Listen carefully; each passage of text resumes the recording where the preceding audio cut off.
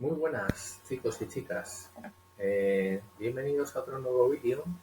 Os voy a explicar hoy lo que es la ley de Faraday y vamos a empezar con el experimento que hizo Faraday, que es de cómo fue capaz de crear una corriente eléctrica variando un campo magnético.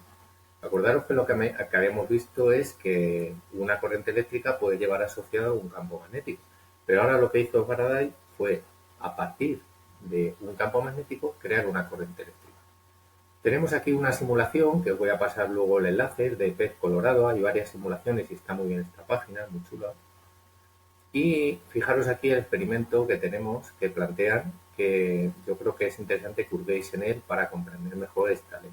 Tenemos aquí un imán que puedo mover libremente, lo veis aquí, con sus dos polos norte-sur.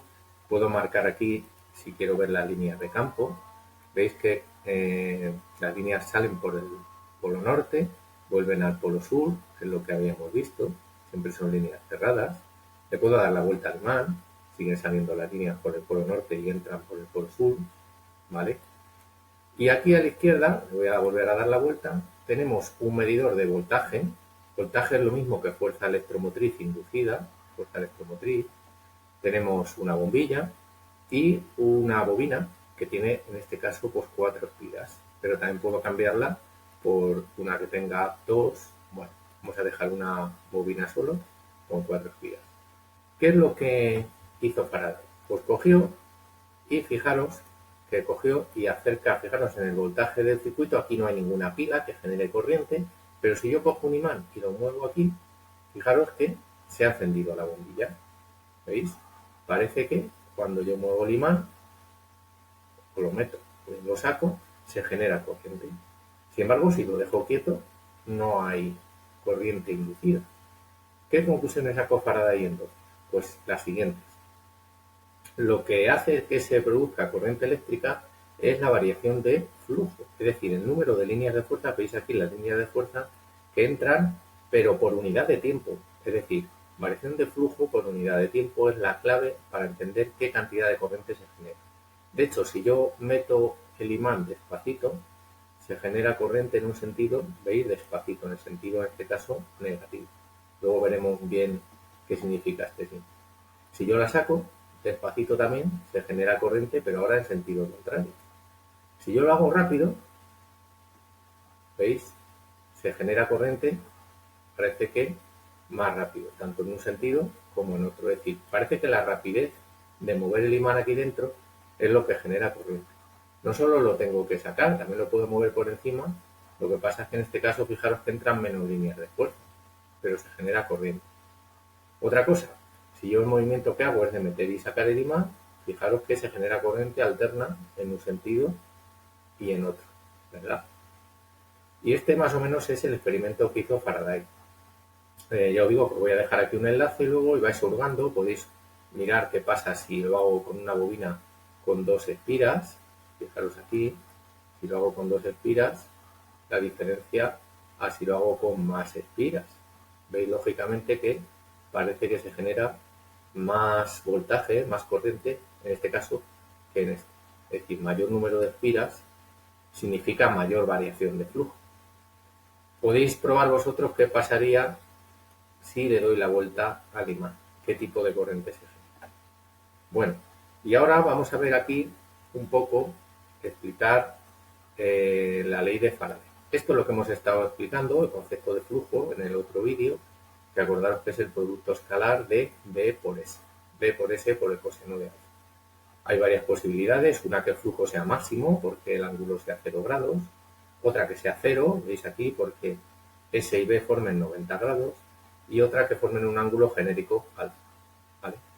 También hemos visto que el flujo no es lo mismo en una espira, ¿vale? Aquí tenemos un elemento de superficie, pero aquí que tenemos un solenoide, pues lo que hacemos es multiplicar el número de elementos de superficie. Multiplicamos por este factor n, que es el número de espiras. Luego, una forma de aumentar el flujo, que es una cosa que nos interesa, es aumentar el número de espiras. Y tendríamos el flujo n por b por s por el coseno del ángulo de fondo. Vale, y esto de aquí es la clave, que es la ley de Faraday. ¿Qué es lo que hizo Faraday? enunciar esta ley. Dice que E inducida, este simbolito de E, esto que hay aquí, sería la fuerza electromotriz, el voltaje que habéis visto antes inducido, sería menos, este menos veréis luego que es muy importante, la variación de flujo con respecto al tiempo. Y fijaros aquí, claro, no estamos usando el término de derivada, pero lo podríamos usar en un término de incrementos. Acordaros que la derivada no es más que un incremento muy pequeño. Fuerza electromotriz inducida menos el incremento de flujo con respecto al tiempo. Acordaros que incremento es flujo final menos flujo inicial. ¿Ve? Cuanto más rápido yo varíe el flujo, más corriente inducida, más voltaje inducido me genera. Es decir, no es solo que haya más flujo o menos, sino cómo varíe con respecto al tiempo. Un caso particular que tenemos es este de aquí, a la derecha, que es que tengamos un ángulo que varíe, ¿vale? Es decir, B es constante, fijaros, esto sería una espira de superficie S que está girando con velocidad angular omega en un campo magnético constante. Tanto S como B son constantes, pero en este caso, al girar la espira, el ángulo que forman B y S sería variable, porque S es constante en su módulo, pero claro, el ángulo que forman iría variando. Si aplicamos aquí la ley de Faraday, vemos que el flujo es B por S por el coseno, y aquí donde pone alfa, ¿vale? Estamos metiendo que el ángulo es igual a velocidad angular por el tiempo, la expresión básica de movimiento circular. Y esto es una fase inicial que tenemos, θ sub 0. Si derivamos esta expresión con respecto al tiempo, sabéis que sacamos la derivada del coseno, es lo que hay dentro que depende del tiempo, omega, lo sacamos fuera, y la derivada del coseno sería menos el seno. Este menos con este menos que hay aquí se me va, y me quedaría B, campo magnético, velocidad angular, por el seno de omega t más θ sub 0. Esto es una constante, ¿vale? Y si lo representáramos con respecto al tiempo, tendríamos que esta fuerza electromotriz sería una función sinusoidal, que es lo que entendemos por corriente alterna, ¿vale? La forma de generar corriente alterna sería entonces, que tiene además este símbolo, recordaros, con una orilla así, la forma de generar corriente alterna sería entonces esto, girar una espira en un campo. Volvemos otra vez a la animación, y ya os digo que os dejaré aquí un enlace para que hurguéis vosotros y veáis cómo se genera corriente. Esta experiencia de Faraday es muy importante. Recordar que se genera por variación de flujo con respecto al tiempo. Y es la forma de que tenemos de generar corriente eléctrica. Fijaros que aquí no hay ninguna fuente de alimentación. Hemos generado corriente eléctrica con el movimiento del imán.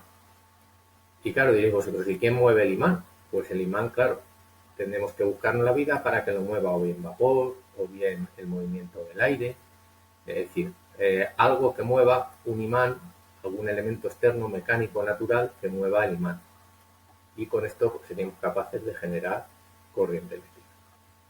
Bueno, chicos y chicas, espero que lo hayáis entendido y un saludo. Hasta el siguiente vídeo.